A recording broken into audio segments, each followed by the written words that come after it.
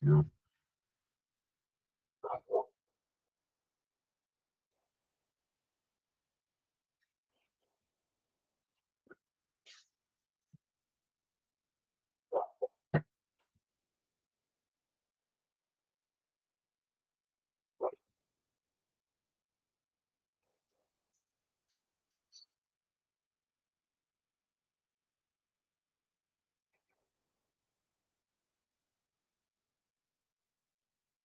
Okay, I think we're about 4 minutes in, so let's go ahead and kick off. This is being recorded for anybody that did register and was not able to attend. The recording will be available. Good morning, good afternoon for everybody, to everybody that's joined us. My name is Patrick. I'm joined by our preferred partner in DMARC, as well as my colleague Maurice. Today we'll be discussing DMARC and how it works to protect your brand, your business, your email, and talk a little bit about threats that we are seeing in the market and things that you should be aware of and conscious of in protecting your technology systems. As a quick round of introductions, my name is Patrick Della Pruta. I'm the VP of Engineering at Wursta. Wursta is a premier partner with Google. We specialize in Google Cloud and Google Workspace technologies, helping businesses all over the globe not only stand up and work within Workspace and Google Cloud, but to align with key compliance and security considerations within their cloud ecosystems. Also joined by Maurice Manning, Principal Cloud Architect in EMEA, as well as Mattia and Dermot from our preferred partner in DMARC. Dermot, if you'd like to say hi and introduce yourself. Absolutely. Thank you, Patrick. And hello, everyone. And thanks a million for joining us today. I'm Dermot, and I lead the EMEA business unit here at DMARC. We're based in Ireland, and I've been working in email authentication and domain protection for a good number of years now. I'm joined today, as Patrick said, by my colleague, Mattia Baldrini, from our professional services team. And he's going to help later to demystify how SPF, DKIM, and DMARC really work. For anyone new to DMARC, we work with organizations of all sizes to help them protect their domains, improve email deliverability, and get real visibility into who's sending email on your behalf. As Patrick mentioned, this is a joint session with Wursta, and thanks to Patrick, Morris, and Caroline as well for hosting this webinar today. The aim of the webinar really is simple: to keep things practical, share what works, and give you a few clear takeaways that you can apply straight away. So with that, I'll hand it back over to you, Patrick and Morris, to kick things off. And thanks again. Thank you, Dermot. Just a few logistical items. If you do have a question, you can use the Q&A function of Google Meet. You can find the buttons for that on the lower right-hand corner of your screen. Feel free to post any questions that you may have, and we will address them towards the end of the webinar. With that said, just a quick rundown on the agenda. We're going to take a look at sort of evolving threats, certainly now with AI in the mix, and key compliance considerations when we think about why DMARC is important. So we'll touch on that a little bit, and I'm going to hand it over to Mattia, who's going to walk through why SPF, DKIM, and DMARC actually work, why it's important, etc. And then we'll wrap up with next steps for your business that you can take on your own, and certainly reach out, to Wursta and DMARC for assistance with those things. So let's jump right in. Why does email need to be protected? A few key stats here. 91% of attacks, phishing attacks, spam attacks, etc., start with email. So this is the most common vector for those attacks to get into your ecosystem. We think about things like virus outbreaks, file encryption, those kind of things, the typical attacks that we've seen over the last several years. Most of those are starting with email, and it's important for your organization to protect itself from these attacks. But DMARC also helps the ecosystem. So by being DMARC compliant, you're also helping your recipients, the colleagues and peers and vendors and partners that you work with, also know that the email that they are receiving from you is protected. So it is a two-way street, and something that is important to contribute into the ecosystems by being DMARC compliant. roughly $2.7 billion lost to compromised email. So the monetary value of what this is costing organizations to react to and sort of recover from upwards of almost $3 billion on an annual basis. And it doesn't take much for that to happen. So for an uneducated end user who may be, dealing with hundreds or thousands of emails on a weekly basis, it is not so hard for that user to inadvertently or mistakenly click on a link that they receive from an email that looks like it's from a preferred vendor or partner or colleague. And it's very easy for them to fall victim to what looks like a legitimate email from those known senders. And this is where DMARC comes in to help protect against. Taking a look at sort of the different variations of phishing and spam that we see across the ecosystem, this is sort of an interesting chart in terms of how the bad actors are sort of attacking organizations and businesses across the globe. Traditionally, bulk phishing, that is what most of us are all familiar with. Bulk phishing is just, the old emails that were spelled incorrectly. It's sort of easy to tell that they were spam emails back in the day. The volume of those is great, as you can see on this chart. The success rate was relatively small, but they take that with a grain of salt, because those success rates are still good in size or large in size and can be impactful to the business. But it is easier to identify sort of traditional bulk phishing than it is today.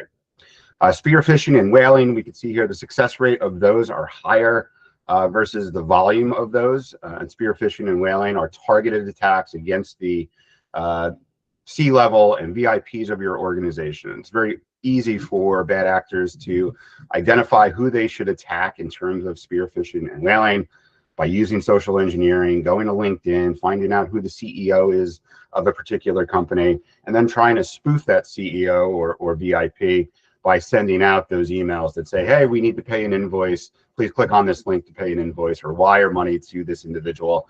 Those are the spear phishing and whaling attacks that we have seen over the last several years.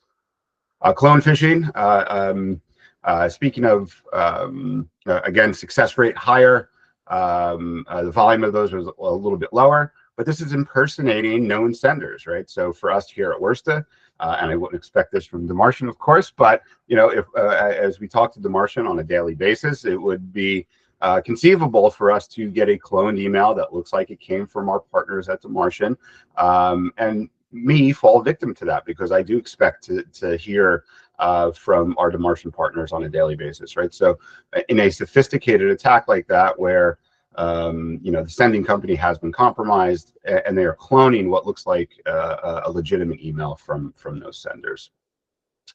So let me just get to my next slide here. And then vendor email compromise. So again, success rate very, very high. Volume of these is lower, but in the same as clone phishing, they are impersonating vendors. They're impersonating known senders. So this would be more of the mass emails that you may receive from systems like procurement systems, etc. Again, success rate is very high on these types of attacks. Sorry, I navigated too high.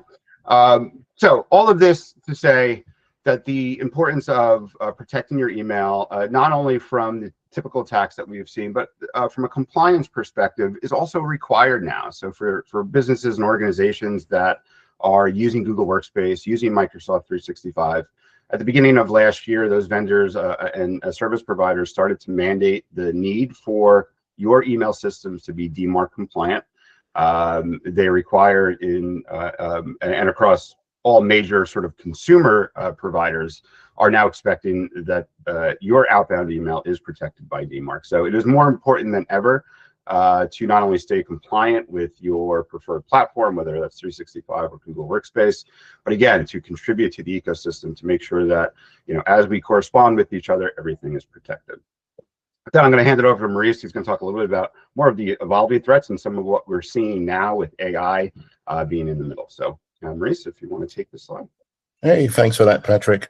So leading straight into it, with the evolution of evolved tactics, state-sponsored attacks, people just trying it because they want to prove something so that they end up working for people like DMARC and Sophos and all sorts of other security companies.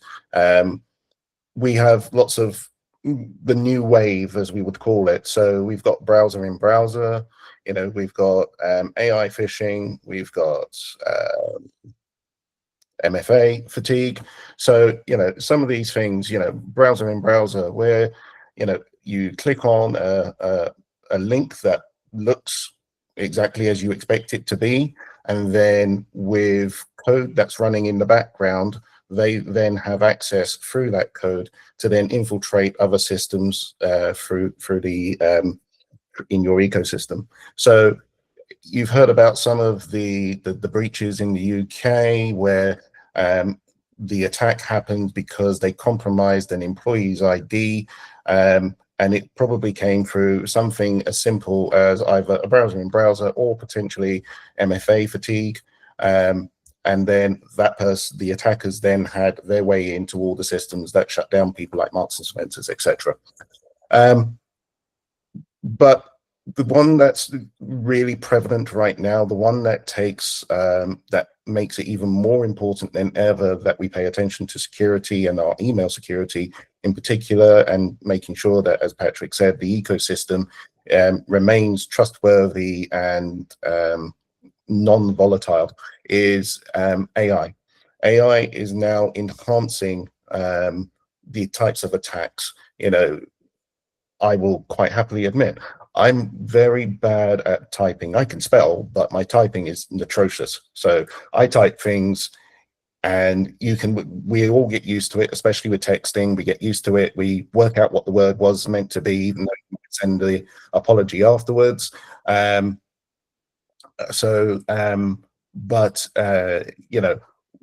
used to that. But now with AI, they are now creating grammatically correct emails, so you're fooled by it. So if I just move on to my next slide. So the latest AI threats, I'm talking about AI, WormGPT, based off of the ChatGPT model, designed to help with the infiltration of what's called business email compromise. There we go, BEC, lots of acronyms to remember, so that it might be something like, hi, I'm Patrick de la Bruta, I'm stuck out in Guatemala, I need you to forward me $50,000 from the financial account, blah, blah, blah, do this, here's my authorization. And reading that, if they've done enough, so one of the things that we're not really talking about here, but social engineering, where they found maybe his Facebook profile and his LinkedIn profile, and maybe they've seen him on another webinar and they've got a video of it. They're using all of that information to not just write what we're used to, like a job persona, but they're using it to write a profile persona that GPT can then convincingly imitate him in his responses. Other sorts of things that we, sorry, I've lost it, sorry. Fraud GPT, again, using AI models to create those annoying, for instance, convincing emails, not emails, text messages that turn up on your phone saying, we have noticed suspicious activity, please contact your bank, and then there's a link. Now, a lot of times when these first came out, people would click on it and then they go, actually, that link doesn't look right, and they would immediately shut it down, or they're fooled by it, depending on, whether they're paying attention to what they're doing. Now, with AI, they can, create domains that look exactly the same. Maybe there's an extra dot on the end or something like that. It's registered, you click because you're not paying attention, go through, and again, they've got your information. again, this sort of stuff, the reason why we're talking about this stuff is because it comes through, a lot of it will come through email. And using our partners like DMARC, it does mean that we can intercept this and help keep the environments safer.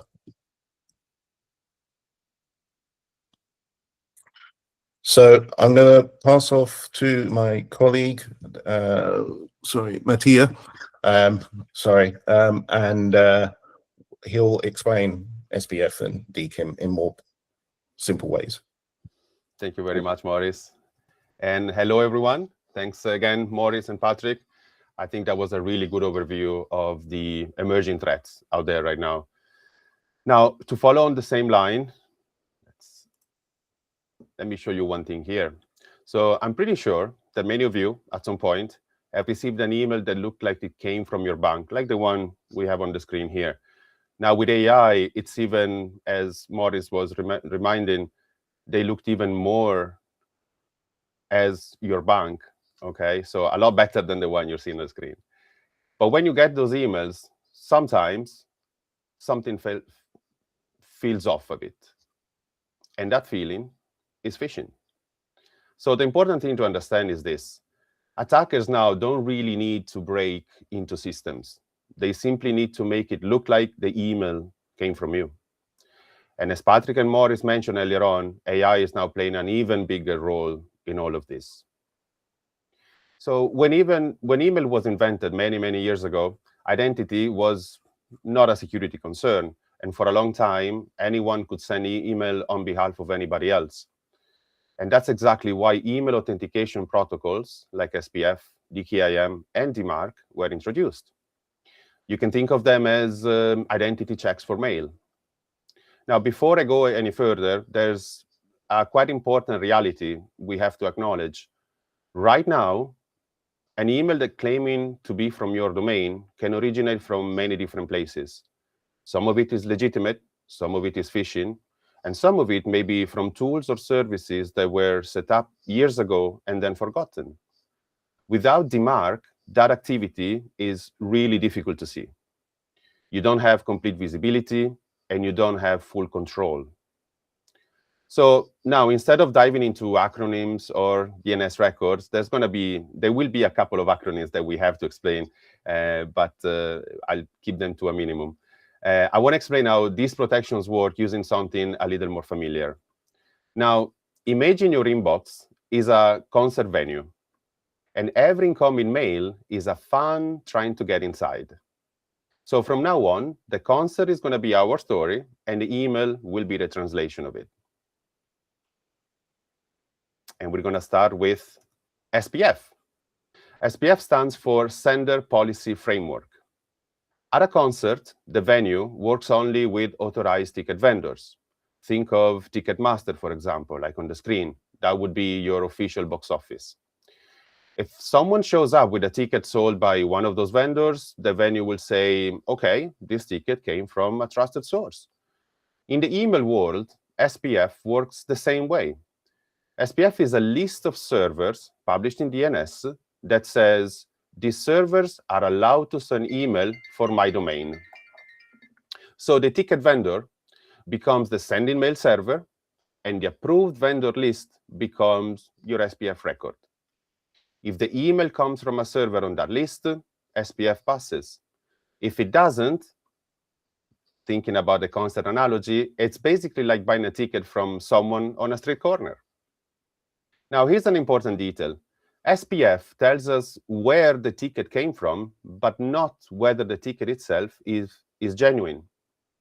So we'll say at the concert, even if you buy a ticket from an official vendor, the ticket itself still needs to be genuine. That's why tickets have holograms, like the one you see here on the screen. The hologram proves that the ticket hasn't been altered. And in the email world, DKIM is that hologram. DKIM stands for Domain Keys Identified Mail and is a protocol that adds a cryptographic signature to the messages, like a tamper-proof seal. If someone changes the email after it's sent, for example, adds a banner, modifies the subject line, or rewrites the content of the email, then the hologram breaks. So at the concert, you have two separate checks. First, the ticket vendor tells us where the ticket came from. Second, the hologram tells us where the ticket has been, whether the ticket has been altered. In the email world, it works the same way. SPF tells us who sent the message. DKIM tells us whether the message was changed after it was sent. Two checks, two different strengths. Now we get into DMARC, which stands for Domain-Based Message Authentication, Reporting, and Conformance. And at the concert, DMARC is the bouncer at the door. The bouncer doesn't invent new checks. They simply apply the rules you define. First, they will ask, is this ticket from an authorized vendor? That's your SPF check. Second, is the hologram valid? That would be your DKIM check. And then comes the final and most important check. Does this ticket actually belong to this concert? And does the person named on the ticket match? In the email world, that means, does everything align with the domain in the from address? And that's what we call identity alignment in DMARC. If everything aligns, the bouncer lets you in. Now, let's come to a part here that not many realize sometimes. In a real concert, you probably need both a valid vendor and a perfect hologram to be let in. But the email world is slightly different from a concert. So we'll look at the real scenario here. Say, for example, the hologram is damaged. And that translates into the email may have been sent through a mailing list. Maybe a footer was added. Maybe a subject line was tagged. So the DKIM will fail. But the ticket was sold by an authorized vendor and has your name on it. So SPF passes in that case. And it aligns with the from domain. SPF aligns.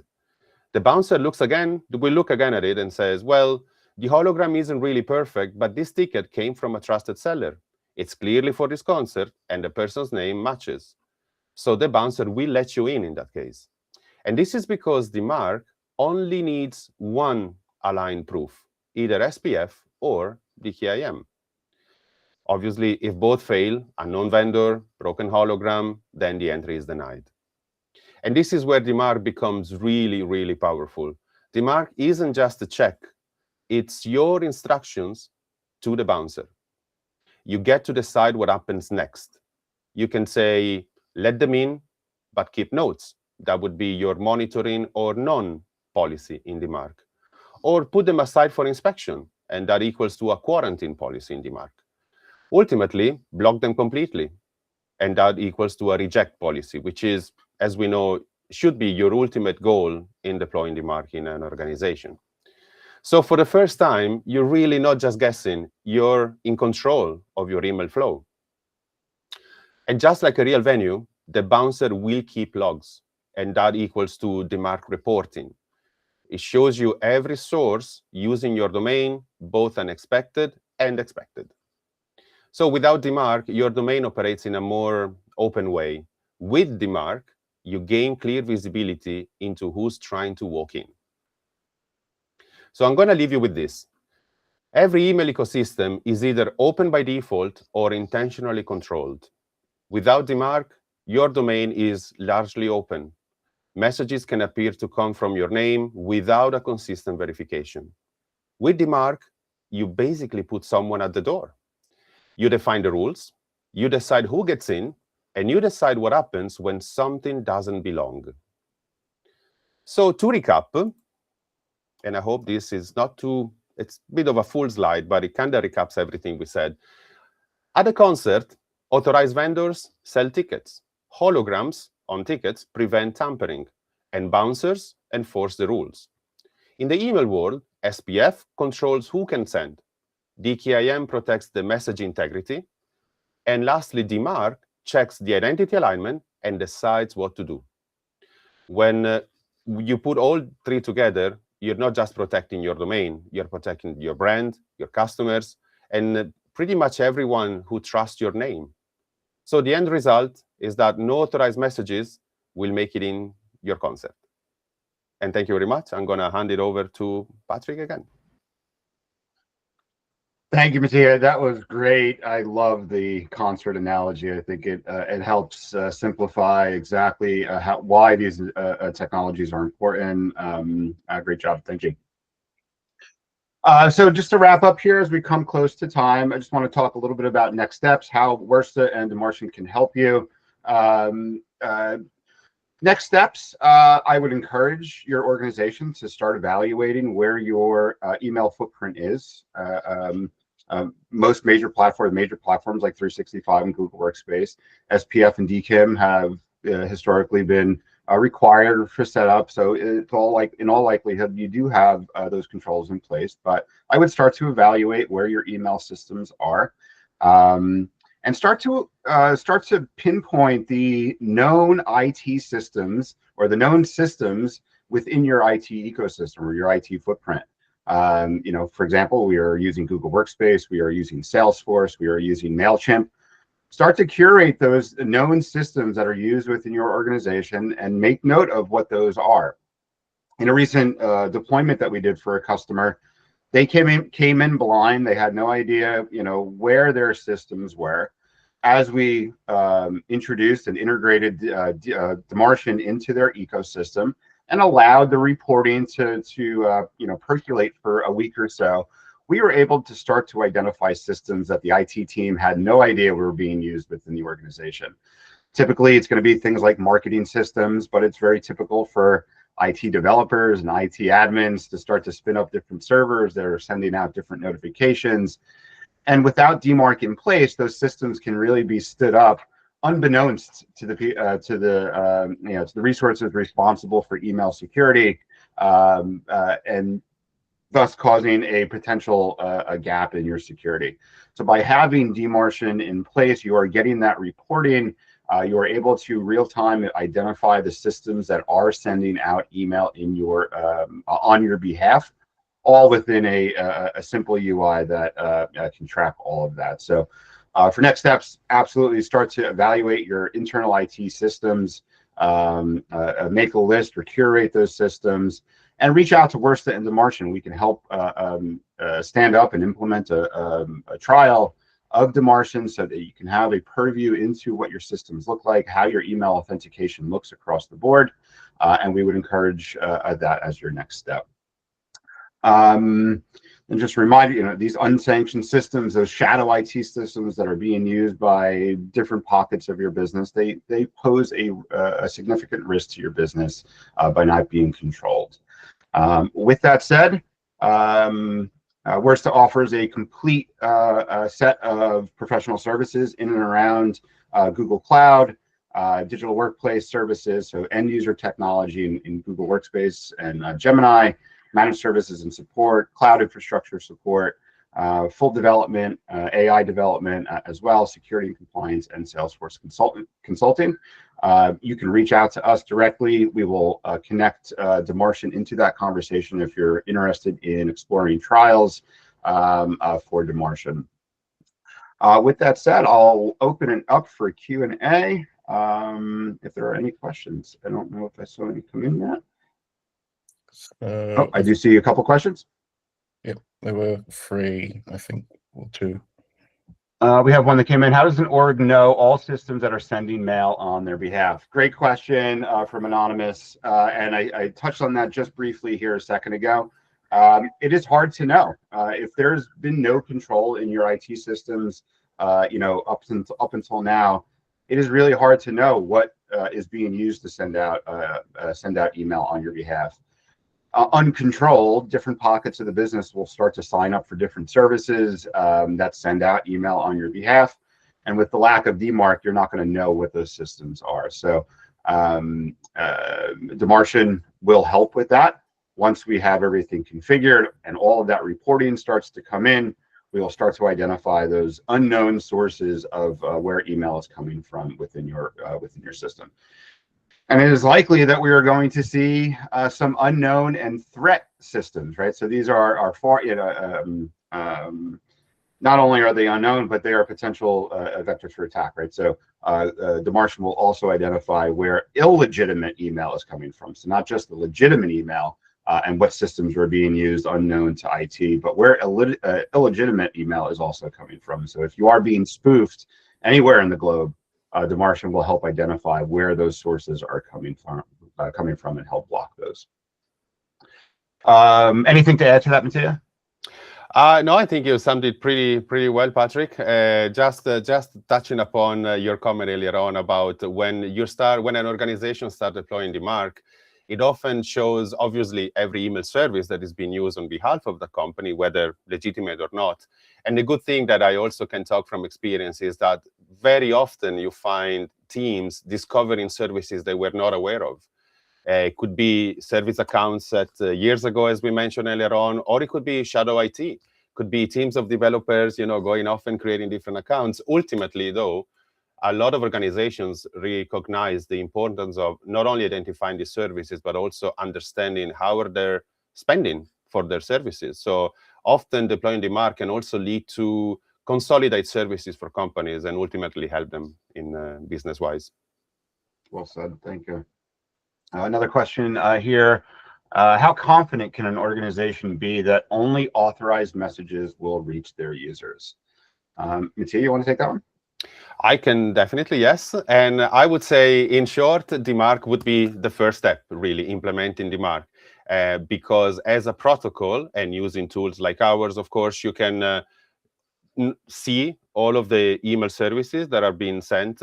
And by deploying your DMARC policy and increasing it from, say, for example, a monitoring stage like none through the stages of quarantine and ultimately reject, when you do all your work by cleaning up and aligning all of your sources, your legitimate sources, you're finally reaching a reject phase where that will be the answer to this question effectively. That will ensure that only the authorized messages that you are sent on your behalf, either from your systems or even partner systems, can reach the intended recipients and nothing else. And nothing about unauthorized messages will ever reach. That is the ultimate protection that a DMARC policy of reject across all of your domains will ensure you have. Well said. Well said. One just came in. What is the impact of DMARC deployment at the organization level? This is a good question. I'll take a first stab at this, and Mattia, I'll let you finish up. The impact is really going to be felt a little bit on the technical team that is implementing DMARC. DMARC is a journey. Mattia referenced this earlier as he was explaining DMARC. It's a staged process, right? So in most situations, we are rolling out DMARC in a phased approach. We are starting with the reporting mode only. So there are 3 levels, as Mattia mentioned. That reporting mode can be a 30 or 60-day sort of evaluation, right? We want to make sure that we are giving it enough time to collect all of the information from those sending systems. And that may take, 30 or 45 days as different systems will start sending out emails on different times, right? So marketing may only be bulk sending email once per month, right? So we want to make sure that we are giving the reporting engine enough time to collect all of that information. Once we've gone through, or once we've collected that information, we're starting to plan to go into that quarantine mode. And that is a ratchet up process, right? So we are going to start, and DMARC BIS is going to change this a little bit, but we are going to start to ratchet up that protection, right? Moving from a 25% quarantine into a 50% quarantine. And each of those steps are going to take a week or 2, or a little bit more, maybe in some cases, as we progress through each step, because we want to make sure that we make those changes. We are then collecting the report to make sure that those steps were successful, that there are no new systems, etc. Ultimately working towards that full reject policy. So it is a stage process. So the impact really is going to be on the IT team, and then ultimately those users who are using those shadow IT systems. No longer will they be able to go out to a SendGrid and just sign up for service and start sending out email on your behalf. Those will be blocked once you are in that full DMARC reject policy. So from a compliance and an IT service desk perspective, you're also going to want to consider what is the onboarding process for a new application within the environment. So once you get to that full reject policy, that will sort of be stopped, and there'll have to be an effective process to align everything internally. Mattia, anything to add on that? Once again, Patrick, you covered it really well, and I think you captured again quite well the implications at the technical level. They're going through stages of quarantine. Obviously, you need IT teams to be on your side, to have the complete authority, say for example, of taking control of your DNS records, because during deployment of DMARC, there will be a lot of DNS records to either change, update. So I think that captures really well the progression you go through and the stages, the steps you go through at the technical level. Yeah, I can simply add to that that obviously the impact of DMARC is both technical and also organizational. An organization you mentioned already, you establish business processes or you improve on your own processes, such as vendor management. When you onboard a new vendor, you will have to ask the question, is the vendor capable of aligning with DMARC? Because we authorize the use of it. And so in terms of business processes, absolutely. And I would only say that lastly, the visibility you get from DMARC is really important from an organizational level, because you can see from the top down all of the services that are being used. And also another thing that is that when you identify those teams that are responsible for using those services, you then give them not only the authority of, say, for example, aligning that source with DMARC or working together with you as a DMARC project team to work on to align that source, but also you give them accountability. So anything that doesn't belong, doesn't align well, will be also identified very quickly, can be quickly identified by knowing exactly who the, as we call them, account owners for services are. Thank you, Mattia. That was great. And I think that brings us to the end here. I think we went over just a couple of minutes. All right. Thank you, everybody, for hanging out with us and talking DMARC, and email and just sort of technology in general. I want to thank our partner, The Martian. Mattia, Dermot, thank you for joining today. Thank you for being such a great partner to us and doing good in the world as you do across the globe. Maurice, thank you for joining and providing your expertise. Again, you can reach out to Wursta or DeMartian directly if you are interested in DeMartian services. If you are a Google Cloud customer, Google Workspace customer, and you're looking for assistance in the platform or are looking to adopt the platform, you can certainly reach out to Wursta. Thank you all again for the time today, and we'll talk again soon. Thank you. Thank you. Thanks.